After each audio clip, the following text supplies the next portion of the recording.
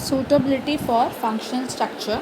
Functional structure is best suitable for large organization which has different activities and operations, and it is being mainly focused to require a high degree of specialization.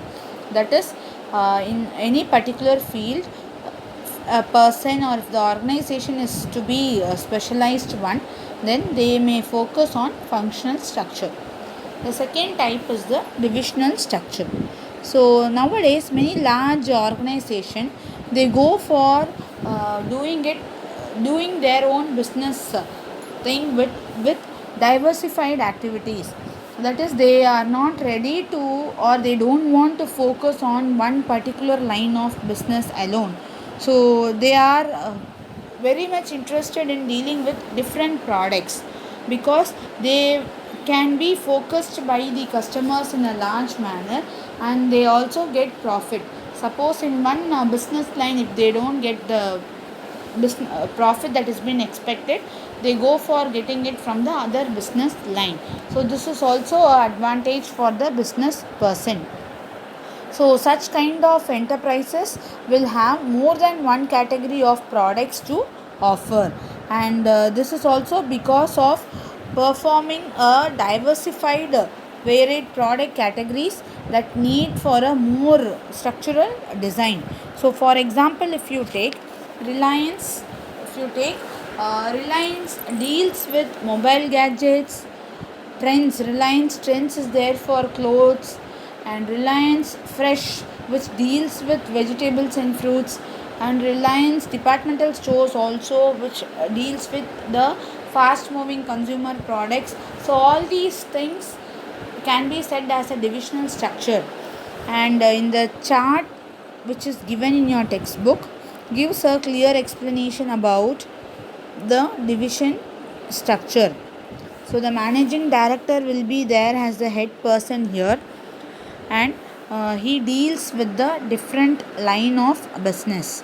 So the first one is cosmetics, garments, footwear, and skincare.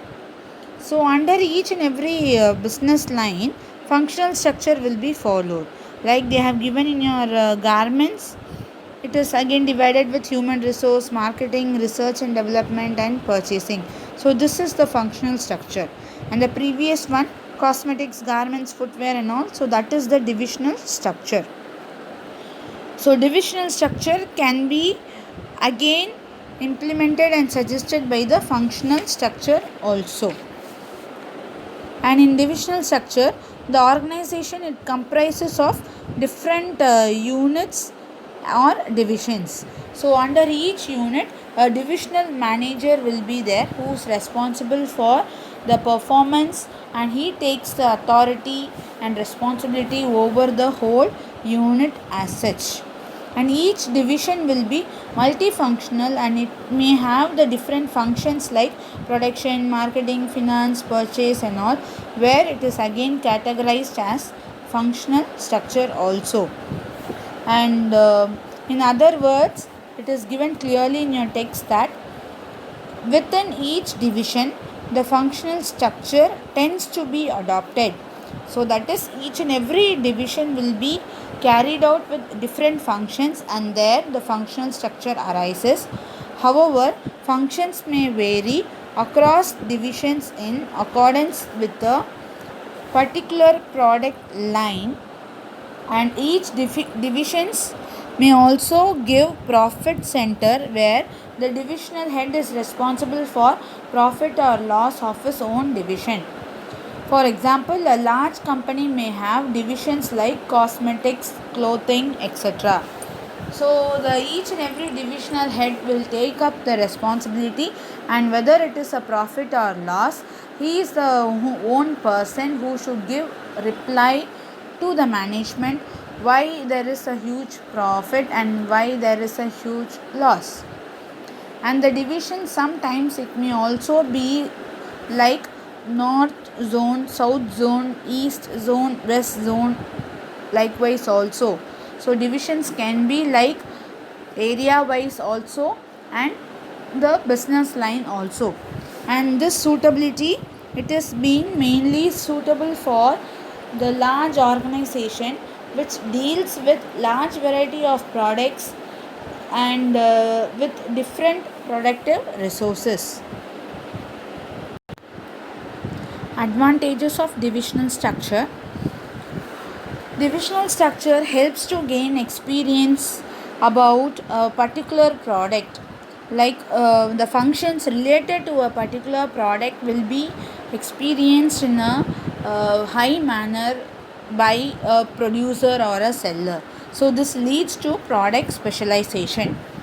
Second point, divisional heads are accountable for profit or loss, whatever that happens in the organization, and due to this divisional head, due to the work which is being performed by the divisional head, the performance of an individual person can be measured, and this helps in giving appropriate training and the salary or the benefits to an individual person.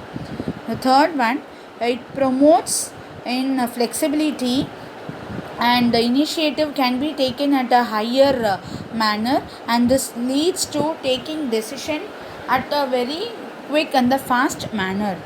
Fourth point, it facilitates for expansion and growth as and when the divisions are being there in a high level, and when they give more profit to the organization, this leads to expansion and growth of new divisions and organizations.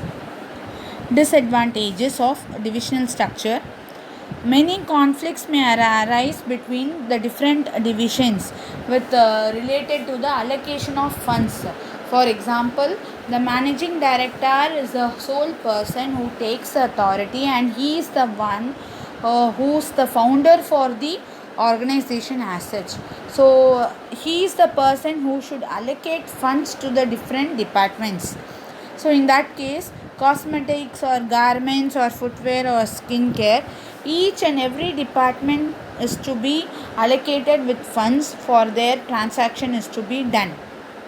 So based on the necessity of the departments, funds will be allocated like 10 lakhs or 20 lakhs or 15 lakhs, or difference will be there for each and every department, and this will lead to conflicts that may arise among the different divisions.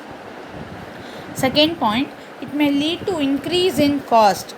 So increase in cost here, it means that suppose duplication of activities are being made across the same products of each division. So without knowingly, they may produce or they may bring the products to the notice of the customers, and that will lead to a high increase in cost.